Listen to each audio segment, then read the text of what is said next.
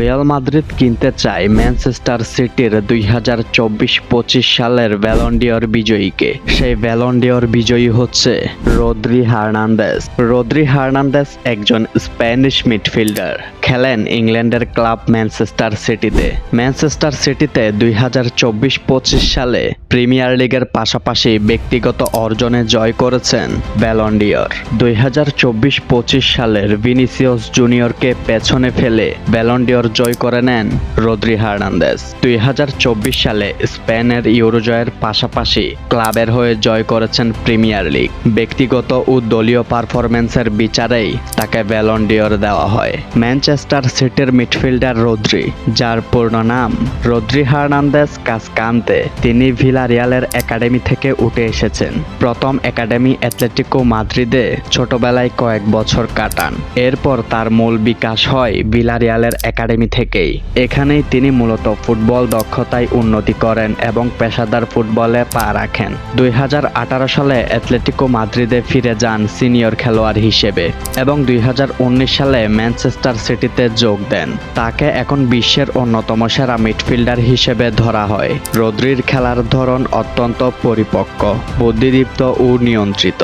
তিনি একজন defensive midfielder CDM, তবে তার ভূমিকাটা শুধু রক্ষণ ভাগের সামনে থেকে বল কাটা নয়, বরং সে পুরো মিডফিল্ডের ছন্দ নির্ধারণ করে। তাকে রিয়াল মাদ্রিদে আনার জন্য আগ্রহ প্রকাশ করেছে জাভি আলোনসো। জাভি আলোনসো আগ্রহ প্রকাশ করলেও এই ডিলটি অনেক কঠিন হবে। জাভি আলোনসো তাকে দলে নিতে চায় টনি ক্রুসের রিপ্লেসমেন্ট হিসেবে। তিনি কি আদৌ টনি ক্রুসকে রিপ্লেস করতে পারবেন? তার কি সেই যোগ্যতা বা অ্যাবিলিটি আছে? উত্তর হচ্ছে হ্যাঁ, অবশ্যই আছে।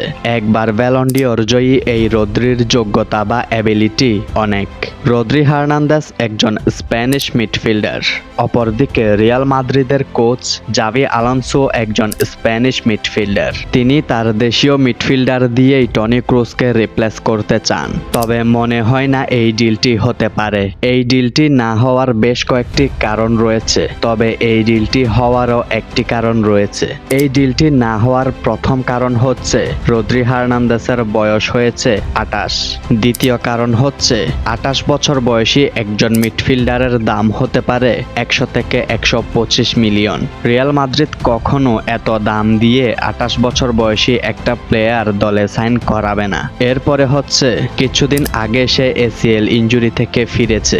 এসিএল ইনজুরি থেকে ফিরে অনেকেই তার আগের রিদমে ফিরতে পারে না। তবে রদ্রি যে এসিএল ইনজুরি থেকে ফিরে তার আগের রিদমে ফিরতে পারবে সেটার কোনো গ্যারান্টি নেই। এবার হচ্ছে রদ্রি হার্নান্দেজ রিয়াল মাদ্রিদে আসার একটি কারণ, সেটি হচ্ছে জাভি আলোনসোর ইচ্ছা।